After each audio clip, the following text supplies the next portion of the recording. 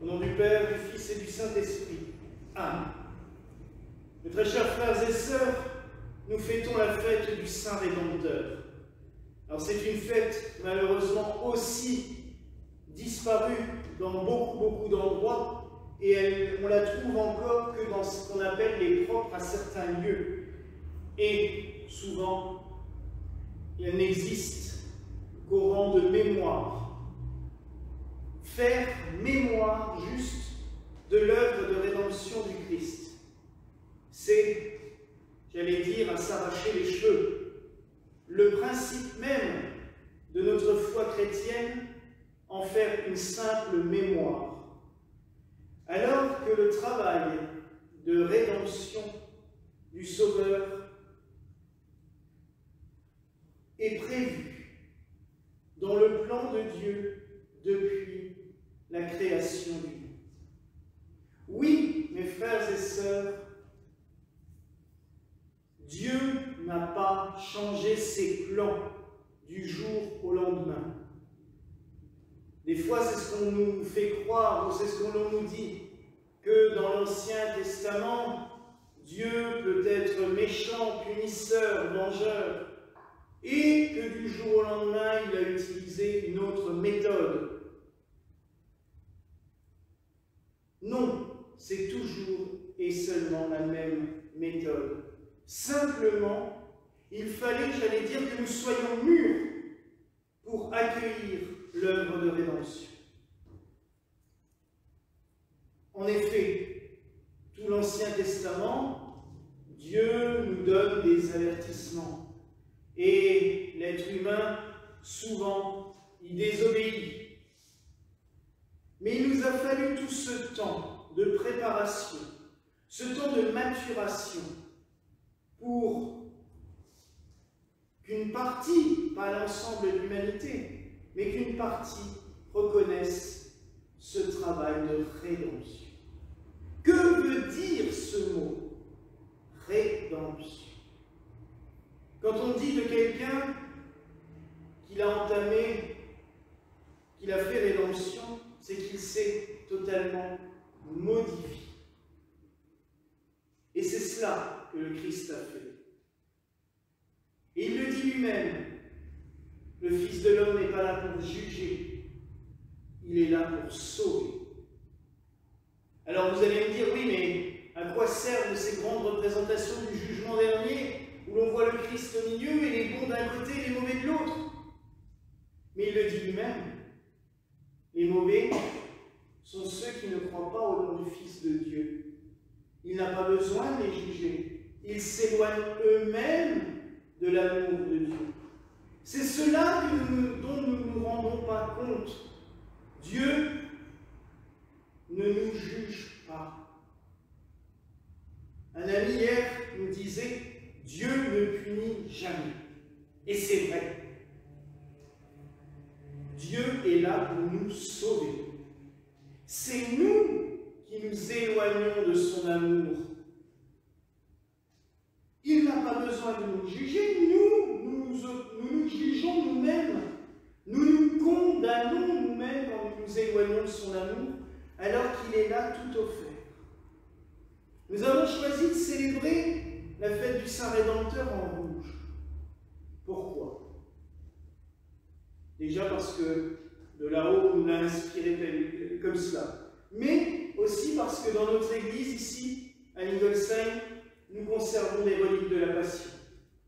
Une relique de la Vraie Croix, une relique de la Sainte Épine et une petite pierre du Saint-Sépulcre.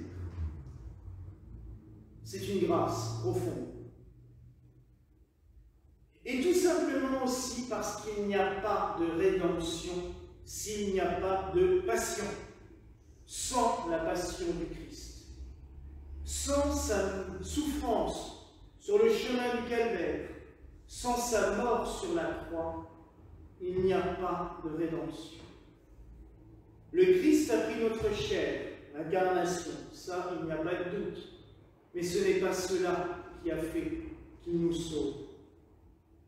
C'est parce que Dieu lui-même, Jésus-Christ, vrai Dieu et vrai homme, a été élevé sur le bois de la croix. il est mort, il a donné son sang pour nous sauver. Mes frères et sœurs, avons-nous conscience, vraiment conscience de ce cadeau? Dieu nous a tant aimés qu'il a donné son Fils unique, qui s'est offert sur la croix pour nous sauver. On ne se rend pas compte de ce mystère, et pourtant c'est le plus beau.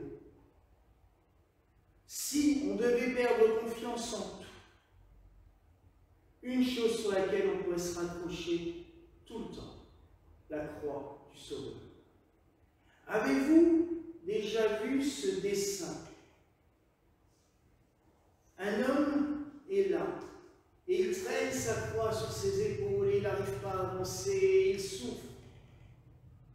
Et tout d'un coup, il est face à un ravin. Il ne sait pas comment le franchir. Et il se met à genoux avec la croix sur le dos et il supplie Dieu. Mais aide-moi!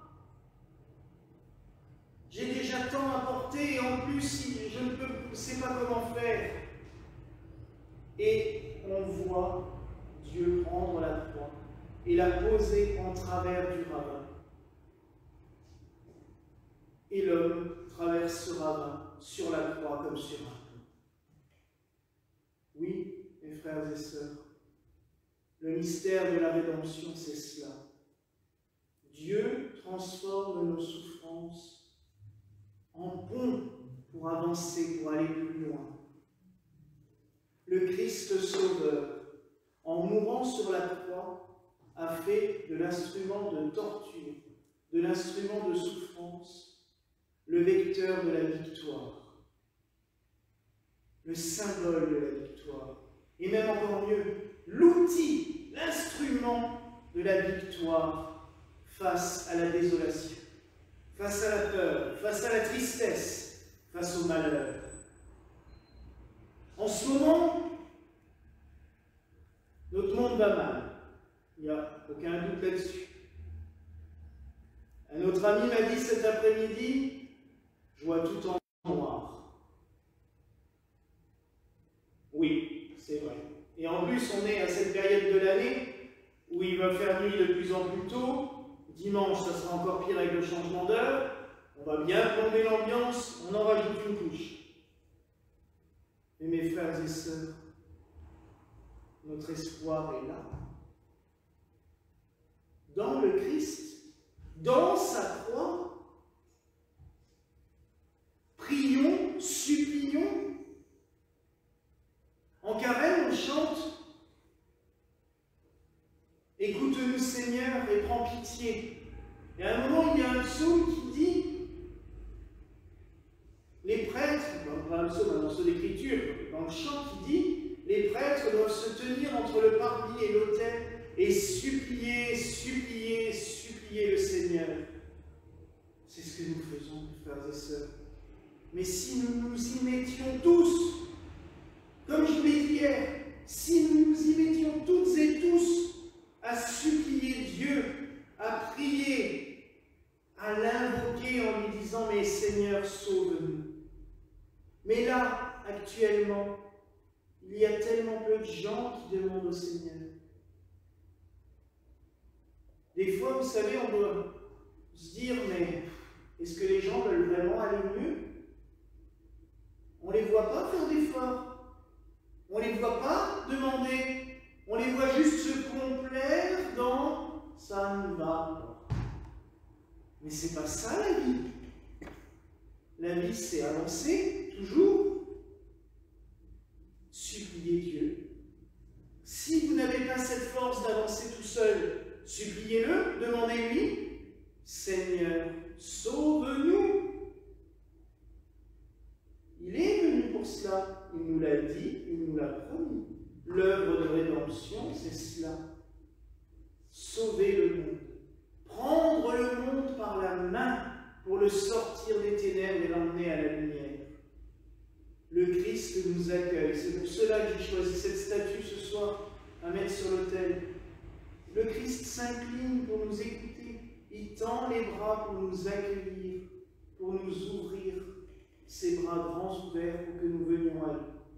Alors oui, mes frères et sœurs, supplions le Seigneur que par sa sainte passion, il nous comble de grâce, il nous sauve, que son sang offert à Dieu en libation, il a offert son sang en sacrifice à Dieu. Nous avons vu souvent des offrandes dans l'Ancien Testament, du sang et d'autres choses.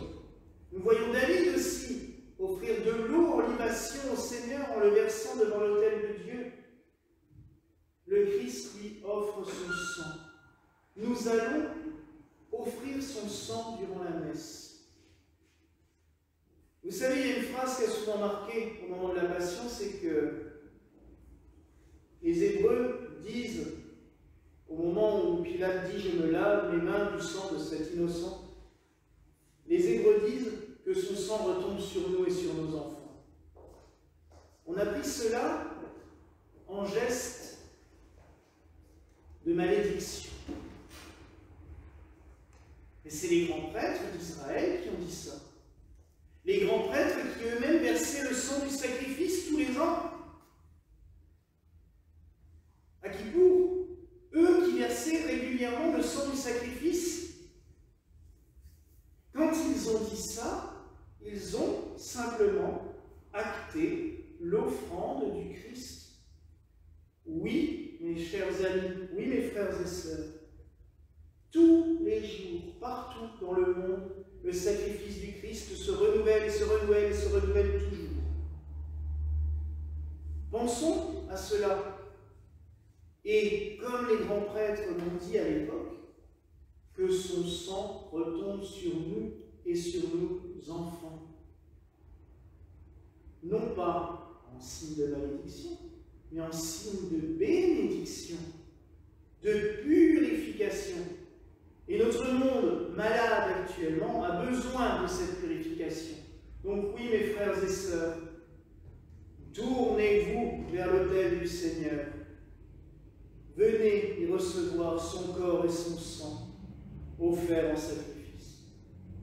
Et demandons-lui que son sang retombe sur nous et sur nos enfants, pour nous purifier et nous guérir de toute maladie, de tout mal, de toute peur et de toute angoisse. Voilà la grâce que je vous souhaite au nom du Père, du Fils et du Saint-Esprit.